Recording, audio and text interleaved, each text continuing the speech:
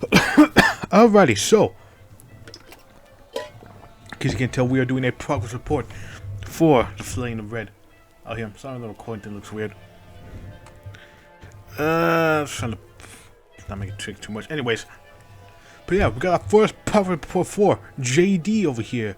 I'm gonna split this into two actually, because there's like two little things for like a little teaser stuff over here. I'm in a bit there though, but I'm gonna split this over two parts. So this part's gonna come up on Friday, where it's just gonna be me reading about everything, you know, the situation of La France, related Irreál, and then on Monday, I'm gonna be talking about the little teaser things over here. Pretty much the starting focus tree and the starting thing with Patron over here, like the events and all that. But yeah, the other one, yeah, this is my side over here. The head developer of JD, and yeah, that's the Royal March today over there. I already read that event, first event related Irreál. Go over France's faction, the leaders' motives, how France came to be in such a fragile state right at the start of 1952. I like to thank Doctor. Yeah, I thank everyone else for here in the JD team as well, because they're making some good shit over here. I just wanted to be known to the people and to the JD team that they got some good shit going on over here. Yeah, I do apologize if this part is gonna be reading and all that. It is what it is. At least when part 2 of this comes out over here, you're gonna get some interesting stuff. Oh, sorry, I'm trying to move the MacBook. Okay, that's better. Anyway, yeah. Note that the quotes given at the start of each part are excerpted from the localization you will see when playing France. So yeah, I'll talk a bit more about that once we get to part 2 of this. You will enter the total le patron related Irreál, the Unreal state. The only thing unreal about how unreal Irreál's total failure is. And it's a very sad state of affairs over here in related Irreál. For the first year up until I told you that the focus tree events will be the first person experience from the point of view of Le Patron entering told. That's part 2. He is the overlord of Western Europe and consequently the center of countless glorious civilization. He is the Oblivious, the crowned anarchist. Definitely between that, I apologize. Messiah to millions and the devil to millions more at the same time. His power has never been weaker. He's been battling cancer for 5 years and must bring order back to France now that the last year of life. He's also praised by internal faction and the right squabbling bureaucratic machinations. So much so that bringing an accurate old point may be the best hope. That being this. Indeed. Anyway. If anybody knows who that could be, leave it in the comment below over there. You will have to choose a successor. But such a man is so hard to find and no possibility that Le Patron's choice will somehow be respected by the contenders. Yeah, so the TNO similarities are very apparent over here, but it's not going to be like TNO. It's just the only thing similar is that they're a Cold War scenario. That's about it. But it won't be like an exact TNO thing over here. We be fucking wildin' out here. Anyway, in 1934, with the siege of power by Toten's inner advisors, the backstory over here, I'm going to read all this. In the futurist minister, the French Fourth Republic was wrecked. His aim was to transform France into a truly popular and powerful futurist democracy where all Europe was to be proud of. As any would-be long-time leader would, he began a general purge among the so-called luminaires, group of supporters of the old democracy, the Fourth Republic, and the social opposition. Some went to exile, some had their positions seriously lowered, and some were tortured and killed by the Ascaljon and their Cardinalist counterparts. But most were locked up by a Tony prison, de Malcoton, de Le Soleil, better known as the Neo Bastille. Oh yeah. Well, we're gonna have any French Revolution parallels. After all this was done with the aim of preparing a futurist election in which every new group from futurist fighter groups and newly inspired parties to Toad's own group vied for control. The unified group are Toad's inner circle, the Cercle Toad, and National Syndicate bureaucrats from the Syndicate National of Joël Valin, winning in the end. Between the group, the chances of power were dashed away by Le Patron. Chaos began to erupt immediately. The killing of the leader of the Ascalon Viteur gave upon the Polonaise by William insurgents sent by Luminaires called by frenzy in France. It may have been accused of collaborating with the only government to weaken their political opponents. This is based off of the rework that's happening. But even though it hasn't come out yet by the time this comes out, I think it's gonna be coming out by the time this comes out. But the rework hasn't come out yet. But from what we've seen, from what I've known, this is pretty much have things down pat mostly. Anyway, the men who led this charge against Wallonia were the movement Cardinalist and Mark Argy and Leon de Grove. Since the time the Wallonian state inside using propaganda and their own insurgent. Nice. Meanwhile, the recurring Ascalon, the leadership of famed pilot war hero Charles Nungisser, found an opportunity to expand France's power in areas such as Spain, And in the case of the Kingdom of Italy, a full-scale invasion. Yeah. To help our boards and Fiume with Guido Killer. If I remember correctly, I think it was Killer that took control in Fiume. But yeah, I'm pretty sure it was. I feel about the liberal Italian, some anti-government defeats committees, that being the Invisible Committee. Le Patron's next target were obvious: the Red German Devils in the east, the Befitist Albion, the Lapdogs in the north. They are originally known as the Red Flood, that's this time version of World War II, were unanimously supported military by Nunga's Attic-John and Argid Cornelis, played by told personal advisors Andre Britain serving this group, and even some obscure cults, industrially and economically by worker syndicates of Allah. We have an eclectic mixture of people here, folks. As the Talos Corporation compromised and sacrificed, France and the Allies had crushed the former nations of Germany and the United Kingdom, Portugal, and 3 Scandinavian states by the end of 1944. The climax of the war, yes, about 1 year earlier than our timeline in World War II. The climax of the war came when the Escadron unleashed a nuclear bomb in Birmingham. What the fucking brawl in the British Isles. Yeah, we both broke their fucking legs for the nuclear bomb. How's that? However, there was little to no time for this or these leads to celebrate as the Escadron taking advantage of the victorious situation that towards volatile personality. He tried to overthrow and replace the decade-old feudation with the dictatorship of their own near the close of the Red Flood. Ah, yes, coups. First, its leader showed Nungan to go against the two opponents of the left Escadron, led to own the government to kill his leader Valentine de Saint-Pon. His act, however, infuriated many members of the Escadron groups of French who reluctantly united before Nunga's plan, with artillery assigned him to conquer the remnants of British Egypt and dismiss him from all political position in France. Yeah, so that's how we got exiled. Finally, with his power secure, Atoll had all but conquered Western Europe, with the East literally devastated by powerful guerrillas, peasant army, and their full remuneration seemingly years away. There's no other power in the world to chant Atoll's great vision. Yeah. We love doing over here. Part 2. Part 2. The Syndicate National. The Sanarchy. How the hell did it end up here? What does that mean? Well, we'll find out. Dwarf Valar could have only imagined the legacy he would leave behind because of a portal he had made to Atoll before the war. I'm also going to leave this in the description over here if you want to read it on your own time. Well, I made it over here. We can do it together, maybe. And yeah, I'll leave it over here in the description. You want to just see the links and all that stuff for both part 1 and part 2, because you never know. Back then, solving the constant infighting between the factions seemed so hard, simple at its core. Borrowing for Alexander St. Deandre, definitely butchered that. Evasion Cold Corporation of all classes in the casino, remembered, including leaders and internal militias, were dubbed the Sanarchy. On the Sanarchy, various corporations, much like the Holy Roman Empire, as a decentralized rubber power race and cliques, each with their own interests, and labor trying to avatars of Pope ruling over them all. Warlock must be fucking crazy. Initially, they performed well and crucially helped stop infighting large great enemies outside of France. That makes sense.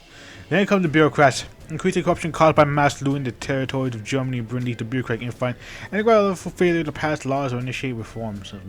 How could an institute stop malicious scale infighting when itself locked in infighting and unable to perform governmental duties? With the Sanarchy's failure, everyone looked to Atoll only, who's now the only people who French hold. If he can function, maybe the rest of France could. The answer was no. Diagnosed with colorectal cancer in 1947, which is the same year that he got in our timeline over here, except he died in 48 from a morphine overdose. Over here, he lives until 52. Because, he's Le Patron. He had a period of alien mental health and depression and said more and more to ravings and sudden tension and means of meals. It's culminating in infamous radio podcast, Pour un Finique avec la chose mal to do. Which is a real broadcast, by the way. You can go look that up. In 1948, immediately followed by the declaration of Les Têtes Irreál, one of many residual marches across Germany and Britain from 48 to 51. Very sad. Sad to do, Patron. That year, 48 had another pivotal moment for Atoll because Valar architect the Sanarchy passed away from the illness. He's also really old, if I remember correctly. Le Patron also regarded Valar as a lame but true fan, but now he's replaced by a real architect they were trying to regard as extremely boring by the name of Charles Edward or they could be Sir. Yeah, this man over here. With Le Patron weak and Valar gone, France is around the world run to notes. After diagnosed Le Patron now bitter and old, but with a new clarity of mind resolves to remain time to undo his mistakes. We shall see those mistakes next time in part 2. Les Early Government, the Syndicate National is the only military prepared force in the latest area that doesn't have an army of its own capacity. Never needed one. Well, the government agency in charge of industry needs its own army. Why would it? And you have to remember the trade death of Le Patron at Todd. I read that event as well. You can go check out the players if you want. I want to see the first and last event of Le Irreál. For the Civil War, that is. Sanarchy will immediately begin to crack. The power clear that continues will break off. told for all his efforts, could not stop the civil war he foresaw. The future of France and the world itself now play. He's a syndicate national meant to strike first and seize control of the capitale. Le Corbusier is in no position to keep it. He has no real army. He has sent one of the few organizations within the syndicate with no armed militia of its own. He is forced to rely on a ragtag force cobbled together by convicts, conscripts, POWs, and worst of all, women. I've heard that joke so many times over there. Well, not many times, actually been mentioned. God. I'm not funny. Anyway, desperate times call for desperate measures. To lead his unhappy force, Le Corbusier has promised the National Reserve to gaggle a full mercenary led by a very rare half a dozen wars. Most dangerous man in Europe are Scorzini.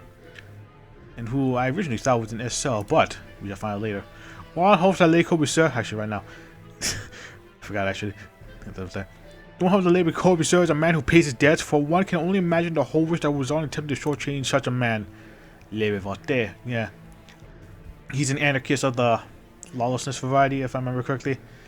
I don't know if the ideologies change or the same and all that shit, but I'm pretty sure that's the lawlessness over here. So yeah, it's gonna be the anarchist path over here. I wonder what that exactly means. I'm pretty sure it's gonna turn France into like a mercenary state, kind of like APOC, but not really. I'm assuming it's not gonna be like exactly like APOC over here, because it's not like working for the. It's not like another nation working for the British. It's just like a mercenary clique that just takes over a country. Big boss snake, you know. Anyways, it's not just extraordinary that plagued the Corbusier, however. He was also contend with the jackals within the syndicate now itself, first and foremost by deputy head Freeman Abello. This man over here, leading the constructivist path of the legislative government. Yeah, so we got the anarchist and then the constructivist, the lawlessness. Then we got the Natsen. Yeah, Natsen, Corbusier, anarchist and constructivist. I remember quickly. I'm trying to remember the ideologies. Abello is the leader of the technocratic wing, the SN, not the X Tribes, which is the real council, by the way. In Vichy, France, if I remember correctly. Didn't really do anything because, you know, Vichy, France. But it is a real thing. You know, they did actually have an idea, but, you know, Vichy, France and all that. As well as God knows what else. Corbusier is not a religious man, but he's fairly certain that Bello is the devil, a true serpent. Bello is a firm believer of central play, most famously, he pulled nationalized all the small trades 2 years ago in 1950, led to widespread unrest that was only criminal that Bello will bend the plans when the right leaders were arrested. Now Bello is a grand scheme to complete rework not just the economy of France, but what the notion of economy even is. The mere thought filled Corbusier with nausea and dread, but Bello is too powerful man with the SN to refuse. Maybe even be too powerful. So, you know, now usurp. Corbusier. I am very curious on what it means by what the notion of economy even is over there. Very much I'm excited for when France get like their full content over there because of the beta or the demo. I'm calling it the demo over there because it's basically the demo about America. But the beta whatever is only gonna give like 5 years for the French stuff. About until the Civil War ends, and then after that there's only skeleton stuff. So I am very interested to see what the full 10-year experience is going to be. It's part 4, my favorite over here. Not my personal favorite, but a favorite of mine. L'Escadron du Futur. Bizet had no get his hands so far up his ass late, but Trump was surprised he didn't lose a wristwatch up there. Yeah, because Christian de la Maze is the public in English there, and everyone pretty much knows it. It's like an open secret. Most mounted defender of Le Futur. 4 barrels the new Grand Armée. The Escadron has many days, so title. Charles Nungi, looking nice. He personally helped France win the war at the cost of his own glory. He was portrayed by one from his 4 hours of Les Escadron, named Patron and France. At least that's how he remembers it. Some upon my degrees. That degrees agree on who betrayed who over there. I don't even know what the fuck happened over there, to be honest. For years after, out of Cairo, Nungi and Francois Coily, still alive, have been brutally ruling Egypt, blaming the patron for this. I wonder if Coily's gonna do anything. Mind there's only one motive. Return to the mainland whatever the cost, even if it means destroying the old France. The old Senate France is useful to him as the regime of Action Francais or the Republicans were. Now he waits for the day. He also has many eyes in either France to his trusted confidant, the radically Mac puppet, Christian de la Maze, leading the Escadron over here. With the head of the, it says the vision of Charlemagne, if I remember correctly. Oh, he was briefly the head. And then the war ended, and then he stopped being the head. And then I think he just let go because he didn't really do anything. If I remember correctly, I might completely butcher that. But you can correct me in the comments below. However, Nungi now faces a dilemma. He destroyed the old Washington French without others in the Escadron. Don't you so much angered by King Serpent? No. He needs the left escadron now. He expects needs me at the left escadron as current commanders needs him, the commander. We were part of the colonization during the 1920s, and Lucien walked the side. Lucien's right hand over here. Left and right hand over here. I'll do that later. As such compromise, Nungus, Koi, and Maze may just be able to pull off a victory for themselves in the mainland, however. It may be simple for the compromise at last, as it is fate which killed the old skull and wanted to bring the new and adventurous over here, being Giles the Lose. Over here, so he's going to be the Vapided Empire of the future, and then we got the regular Empire of the future. If I'm correctly, it's going to be like the whole Council of France thing over here. I'm assuming it's going to involve these two or something. Maybe Coily, who knows. But I do remember that the three paths that I know for Escadron de Futur is the Empire of the Future,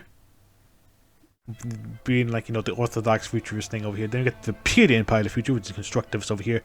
Kind of bringing like the second coming of the Cav Cat Society. And then the Council, and pretty much being Napoleon.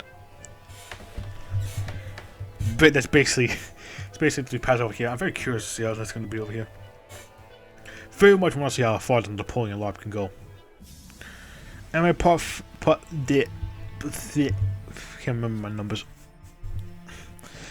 The Colonialist Movement, Loyalist Sect. Argues for made to be the only man with experience. Wow. Pan-Europeanism, spiritual revivalism, and paganism with Christian characteristics. Because there's some Christian elements in that. There are core tenets of the colonialist movement which had grown from founding in 1928. It's about the collective spiritualism of ancient Gaul and also the pre-Christian civilization in the future, even though it has some Christianism. So we can take a little bit of Christianity, just a little bit of not pagan stuff.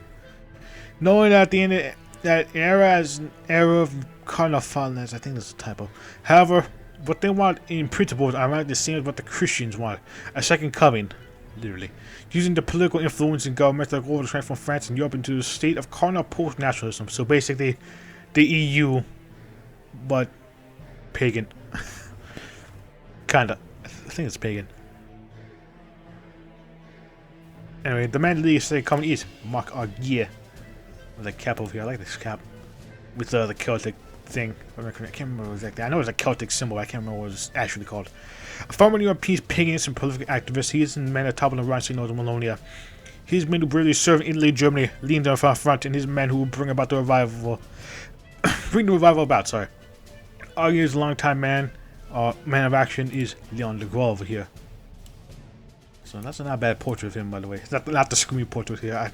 I still like the screen portrait of him that Base Hoyfor has for Leon de Gaulle. If anyone minds seeing that, anyway. The Afghan Alphonse Schattenbrot and Jackie Schwarzer.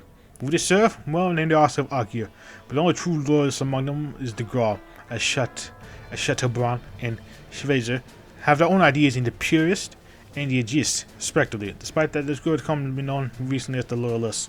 So I'm assuming there's gonna be like, Agir's gonna be the subpath, but then like he can get like, Chateaubriand and Schweizer. He can favor one of the three. I'm assuming. Reason for this is because the Escadron Colonialist, which has left the Colonialist together, and the God Populaire, who are disloyal from within. The Purists, Aegis, and Escadron Colonialist have never been harmonious with each other, but the last faction of mergers of the God Populaire was called the first to be together under Argyll and the Gaulle. Well, the God Populaire, well, here they are. Popular God. Everything that staff up flies in the face of revolution. They seek a return to nature, to localism, to racial and ethnic identity, to old pagan beliefs. On the Escadron Colonialist, the God Popular pledged extreme loyalty to Argyll as its leader, Mene Benet. Oh yeah, I was like saying his name, Mene Benet, who I think is a Revnat, revolutionary nationalist. I think. Because before that he was a reactionary, and now he's a revolutionary nationalist. I think so. I don't know. I think it's that. But anyway, he has seen the Escadron and Raquel's group as far greater enemies than traitors, respectively. That's not to say he's not disillusioned with the colonists, initially enthusiastically joined due to a pan-European message. He only engaged more and more into the ideas of racialism and French supremacy, leading the room where like much more supremacist than Raquel has been. Yeah, because they're like everyone colony is more right wing than the foreign colony at least. Time telling game, Benet was forced to deny it all, but it's getting hard to deny with more questionable men joining him, like his confidant who still needs youth. But even more radical than even Benet himself, John Francois the Great, who I think has an idea based on the portrait over here. I think it's an ideology change. I don't know which one it is. From Brussels. Due to him, Benet was forced to make stronger and stronger the GP supremacist message. With the influential readers in the colonies having their loyalty shaking about Benet's perspective, not only the British nationalist wing, perhaps the future may have something in store for the god popular. Maybe. Let's see. Very curious to see how the Ray is going to be over here.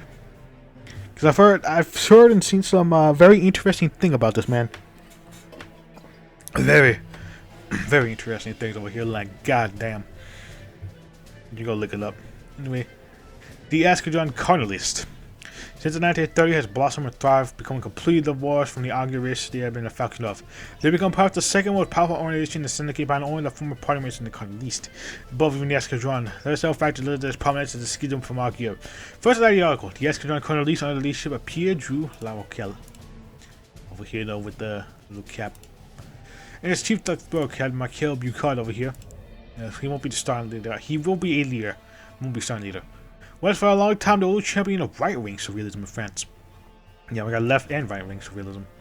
Brad group for the more left-leaning variant of this philosophy. But this leftist land in many ways harmed the group of Britain's following because it came to be viewed as a proxy for Marxism with France's bitter enemy Germany fought at the time. Raquel, on the other hand, advocated a nationalist, pan-European, and militant surrealism which many French found more appealing. Militant surrealism. Pan-European military surrealism. A little bit of not much French supremacy over here, unlike Benet. So yeah, see, it's kind of like that, but Benet is kind of like two sides really. Do you want pan-European with a lot of French supremacism, maybe, or pan-Europeanism with not as much, with just military surrealism, really? Very interesting to see how that would play out. Anyway, the second reason was Nungi's failed coup, after which the Escadron became silent and proceeded to manage, and thus any avant-garde nationalists had to look elsewhere for a group to belong to. They were the influence of either old people teaching the Escadron or younger people looking to join an up-and-coming organization and not to decline Nungi's group. This is why I mentioned that Eugene declining and Xavier Valet, who was in general, and more famously Paul Moran, all beginning to publicly support the Escadron over here. Yeah. So there's a portrait over here. Either it's going to be like the third part, because I like to do at least three of them, or general maybe. I'm gonna go with leader path over here. Don't know what he would be. The third reason would be the advent of the Syndicate. Under the Syndicate, each group operates with full autonomy. Each one is sent to its own government. Members of each group answer only to their group and to the office of a toad, and not members of other groups, even if they are ranked by them. Accordingly, this power does not answer to an Escadron colonel and vice versa. Under such conditions, it makes sense for any group that can operate independently to do so. Escadron Carnalese having always been the largest sub-faction within Augur's Carnalese, making up at least 35% of it. It only makes sense for them to leave Augur's organization, thus to be unshackled from their commands and to be free to pursue Raquel's unique vision unabated. With this, I was going to collapse of France, the EC is in good position to finally actualize that vision. Really interesting to see how that vision played out in the first place. And my favorite, Judgement and Irreál. I had to move real quick. Yeah, we got my personal favorite out of all of the French civil factions over here. Who's left? Britain, a man so pathetic that not even the Marxist wants him. Guinea, the kleptomatic prostitute. Vitaly the pervert. Hard to choose, really, hard to choose. Legion de Côté, the Parti Salarié Français and the SFL represent the far left of the Syndicate, and each one is a different version of accelerationism that borrows heavily from anarcho-socialism. These groups are not the most prosperous, and in order to represent the credible force of French politics, they have formed a coalition united by the common vision and inability to stand alone. They're a number content on the Britain Salarié list over here. Looking rather fun. The future looked bright in 1934 when the total seized control, however, an abysmal showing in the 1936 election, followed by the wars in Europe, which saw a rise of French nationalism and militarism, and with it the rejection of Britain's pacifist socialist rating, which definitely would bite him in the ass in that scenario, have left the organization floundering. The organization was further wounded when 1940 with George Pétain over here. SFL called finally split with the Orthodox Salariés, having come long enough to stand apart from Britain and long ago having gone tied to Britain's ego. Yeah, I consider him to be this time version of the storm because he's very much wants you to toe that part of the line over here. Follow the line, or else you're gonna fucking die. Anyways, it was clearly found out the SFL had a large number of members list to justify it being its own entity. It did not have the power to actualize any of its goal without forming a coalition with the party. It had just split from, and just in a form alive for made. Imagine that. Imagine, like, leaving, doing a group project, and then leave them to do the project on their own. Then they realize you can't actually. So that's why you can't do it. You won't be able to actually, be able to do it on time. So you have to go back to your friend group to do it. It's, oh god. That's funny. So that's one addition to Legion de Cruauté. Legion de Cruauté is the youngest member of the Syndicate, coming with existence only 2 years ago, 1950. It also appears as a part of the most radical, preaching anarchism and the beauty finding criminality, ugliness, and evil. Legion de Cruauté came from being members of the Circle Torch to pursue a far more left-wing social philosophy while still adhering to many pure Arturian ideas about morality, society, and arts. I even never saw their implement of the Arturian idea. Never saw the true implementation due to the creation of Syndicate. Sorry, I misread that. And the Theta Cruauté, led by Jean Guinet over here. Very fascinating people. The living embodiment of the total idea of the crowd anarchist and Ubermensch archetype that is both king and criminal, ugly and beautiful, and above all, fair. Very much though, yeah, he's the impediment dude over here. He's very much though fucking fascinating. Like I was like, this shit is entertaining because it's such a fascinating read. While the Legion represents the quickest growing force in Syndicate, outpaces the likes of Iniasco, Drawn, Carnese, its youth mean that some no more new decides the other over the organization can't stand alone. NK Guinea has teamed with the Saria and the SFL, forming a triumvirate with Bataille and Breton, who, if the Legion wins, the three of them will immediately start fighting each other over who's gonna come out on top of his. Because all three of them want to do the thing, and all three of them won't caught under the Civil War, but they're definitely gonna be political infighting over who's gonna come out on top after coming out on top, if that makes sense.